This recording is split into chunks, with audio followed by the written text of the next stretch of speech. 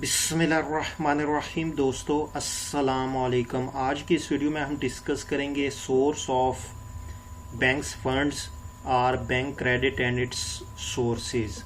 इससे पिछली वीडियो में हमने इसका पार्ट फर्स्ट डिस्कस किया था, तो आज की इस वीडियो में हम इसका पार्ट सेकंड डिस्कस करेंगे। बेसिकली हमारे पास सोर्स ऑफ बैंक फंड्स या bank credit and it's sources जो है, इनकी हमारे पास दो कैटेगरीज है, जिसमें हमारे पास सबसे पहले बैंक्स ऑन फंड्स है और दूसरे नंबर पे हमारे पास बोरोड फंड्स। जो हमारे पास बैंक्स ऑन फंड है, इनको हमने पिछली वीडियो में डिस्कस किया था, तो आज की इस वीडियो में हम इसका जो पार्ट सेकंड बोरोड फंड इसको डिस्कस करेंगे। तो सबसे पहले हम बैंक्स ऑन फंड्स को थोड़ा सा रिवाइज करते हैं। ये जो हमारे पास बैंक्स ऑन फंड्स है, इसकी तीन टाइप्स है। सबसे पहले जो हमारे पास है वो है पेड अप कैपिटल, दूसरा हमारे पास रिजर्व कैपिटल और तीसरा हमारे पास था प्रॉफिट।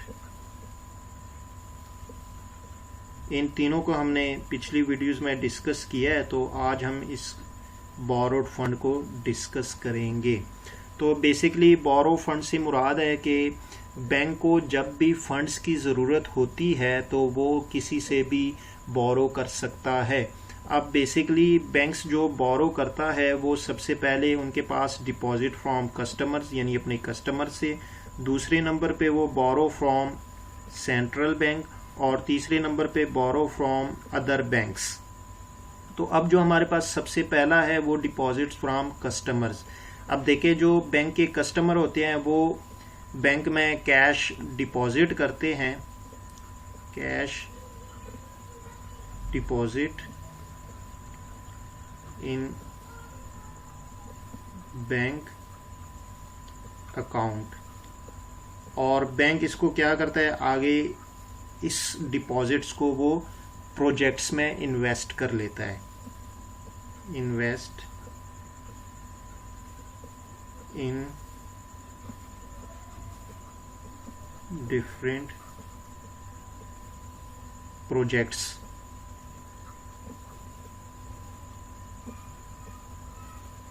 Bye banks. अब बेसिकली जो कस्टमर्स है वो तीन किस्म के अकाउंट्स में अपना कैश डिपॉजिट करवा सकते हैं। सबसे पहले हमारे पास जो अकाउंट्स है वो करंट अकाउंट,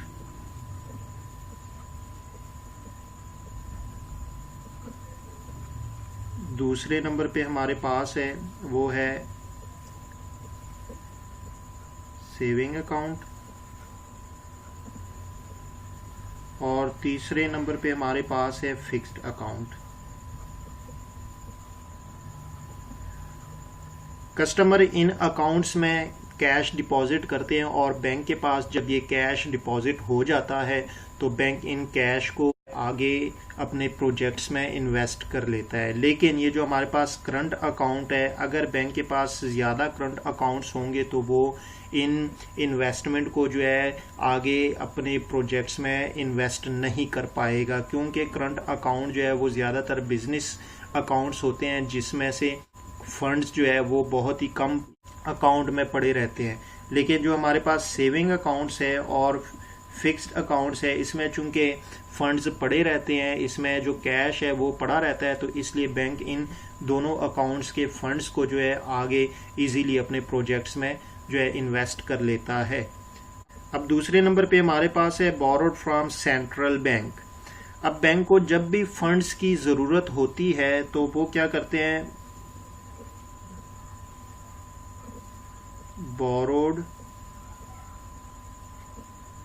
फ्रॉम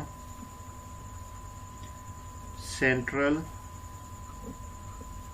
बैंक। अब ये जो सेंट्रल बैंक है, ये बेसिकली जितने भी कमर्शियल बैंक्स होते हैं उनकी ये फाइनेंशियली तौर पे हेल्प करता है। Central bank help all commercial banks. और ये जो हमारे पास सेंट्रल बैंक है इसको हम कहते हैं last resort of commercial bank, क्योंकि जब भी कमर्शियल बैंक्स को फंड्स की ज़रूरत होती है तो वो इजीली जो है सेंट्रल बैंक से बोरो कर सकते हैं। अब तीसरे नंबर पे हमारे पास है बोरोड फ्रॉम अदर बैंक्स। कभी कभार जो कमर्शियल बैंक्स होते हैं वो दूसरे बैंकों से भी फंड्स जो है वो बोरो करते हैं, जिसे कॉल मनी कहते हैं। यानी जब भी आप किसी दूसरे बैंक से फंड्स बोरो करेंगे तो उससे हम कॉल मनी कहेंगे।